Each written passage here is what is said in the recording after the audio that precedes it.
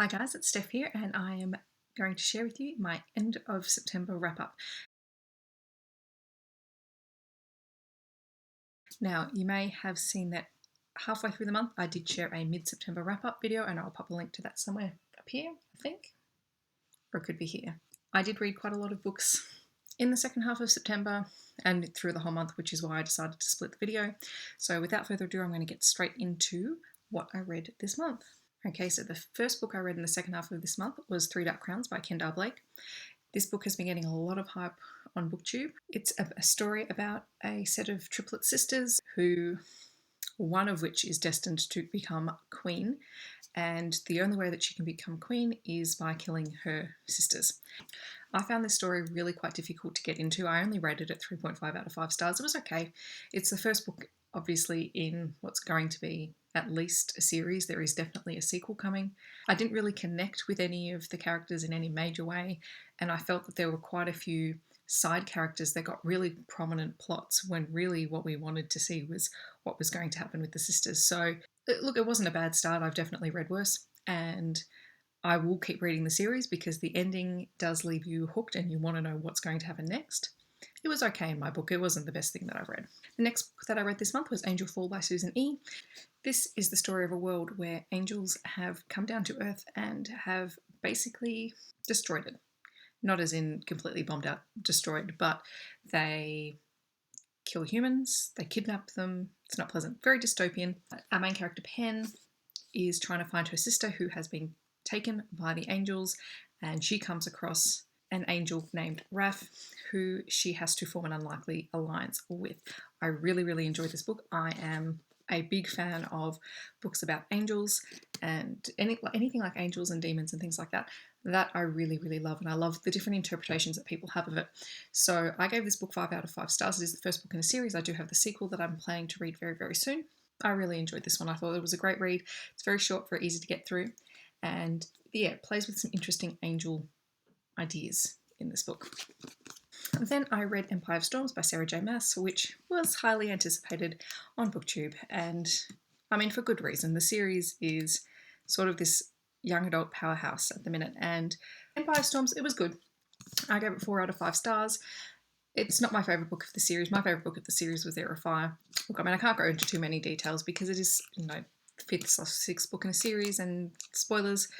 What I will say is, even though Aelin is the main character in this story, I didn't really feel much of a connection with her in this particular book. Her character has gone through a massive shift through the whole story, through the whole series, which is really, really fantastic, and I appreciate that, and I actually understand where the character's coming from, but I didn't feel a really strong connection with her. Whereas a lot of the side characters in this book, I really enjoyed them. Manon is rapidly becoming my favourite character of the series, and I think of this book, at the end of this book, she is my favourite character. I think she's so interesting and so complex, and she's still a bit of a mystery as well, which I think is what's holding my attention a little bit better. But this big is huge. It's got a massive scope for the story. If you're looking for a really good adventure, fantasy, magic series, then I mean Throne of Glass is for you and you'll enjoy it. It's not a bad read, it's a good read. But yeah, just not my favourite one in the series. Next book I read was an e-galley sent to me by NetGalley, and that was The Sun is Also a Star by Nicola Yoon. It is a YA contemporary book about two characters who meet on one particular day. They spend the day together. One of the characters is about to be deported back to Jamaica because her family was living in the US as undocumented immigrants, and the second character is trying to appease his parents by trying to follow their dream instead of his. And it's one day in their life.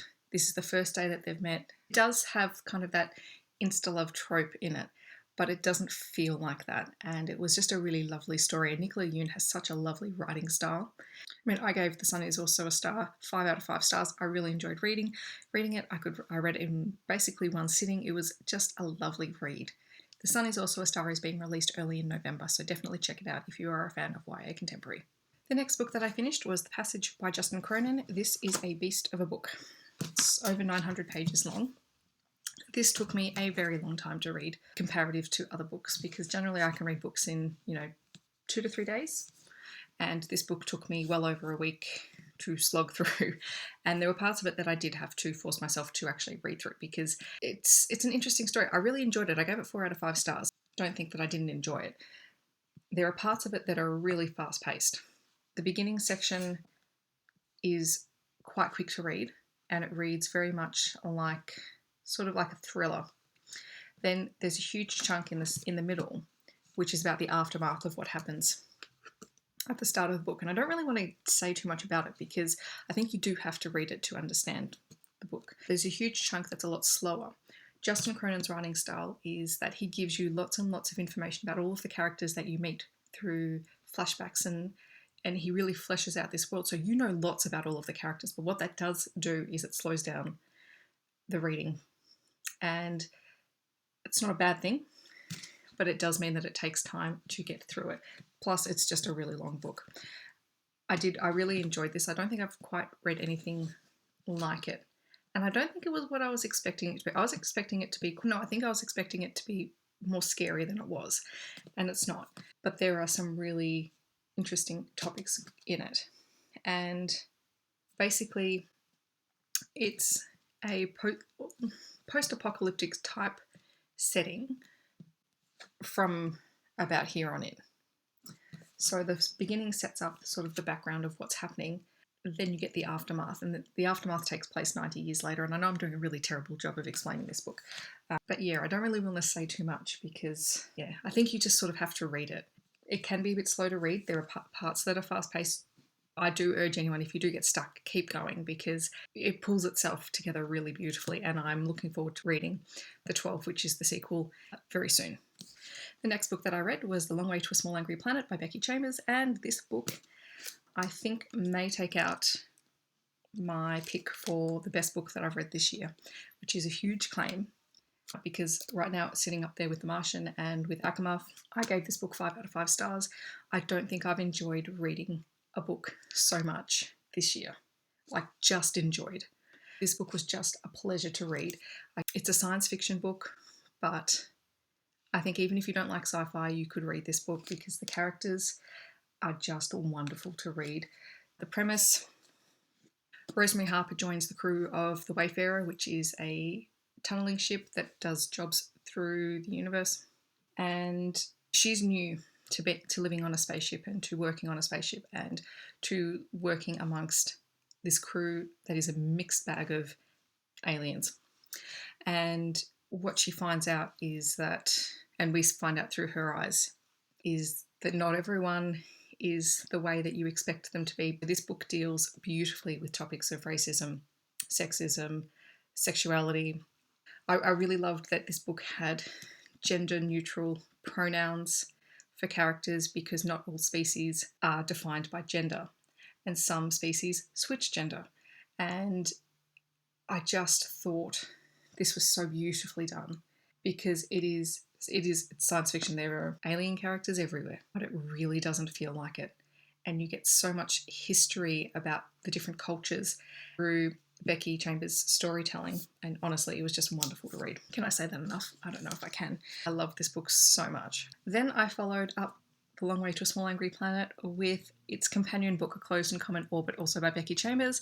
This book is due to be released at the end of October, and it is just as wonderful as its first book. And while I only rated it 4.5 stars, I think that might have been because I love the first book so much. And this book and the companion book is different. The writing style is still gorgeous. It is still such a wonderful world. One of the characters from the first book finds herself in a different situation, and so it's her adventures and what happens once she leaves the Wayfarer, and the way that she builds friends in a new space and the way that she copes with being in a new space. The racism, sexuality, all of that sort of stuff is dealt with in the same way because it's the same universe. You don't have to have read the first book to read A Close and Common Orbit, but I would highly recommend that you do read The Long Way to a Small Angry Planet first, because I think it just adds something that you understand where Lovey is coming from. So I did give it 4.5 out of 5 stars. It is a wonderful read. It's science fiction, but it doesn't necessarily feel science fiction. Next up, I read Scarlet, which is the second book in the Lunar Chronicles by Marissa Meyer. I loved this book. I loved it so much more than I liked Cinder. I think I gave this book 4 out of 5 stars. It was really fantastic. I love the characters. introduced in this book, Scarlet and Wolf. Oh, I love them. I really, really do. And I just thought this was a really great continuation of the story. Next up, I read another ebook, eGalley from NetGalley, and that was Hello Me It's You by Hannah Todd. This book is a series of letters from young adults to their teenage selves, and it deals with all sorts of topics that currently, affect young people. So things like anxiety and depression, illness, all those sorts of things. And it's a series of letters from these 17 to 24-year-olds who are writing to their younger selves, explaining that bad things are going to happen to them, but they're going to be okay. And the overwhelming message that I got from at the end was that everything would be okay. They were all very positive letters from people who've obviously experienced some really, really horrible things in their lives, but they coped and they survived and they got through it. I think a book like that is really important for young people because you hear a lot about anxiety and depression in young people, but I think you need to have young people talking to other young people and addressing that. And I think the book like this is really important for that. Then I read Fireseed 1 by Katherine Stein. This again was a review book that I got on NetGalley, and I have to say I didn't like this book very much at all. I think I only gave it 2.5 out of 5 stars. It's a science fiction book. It is a very fantastical world. It's Earth, but Earth has been irrevocably changed. Parts of the world are hot zone, parts of the world are specifically designed for growing plants, and I think it's done it. The plants are grown in the Ocean Dominion, and then there is the Land Dominion. I found it really hard to understand this world, and that's partly why I don't think I enjoyed the book.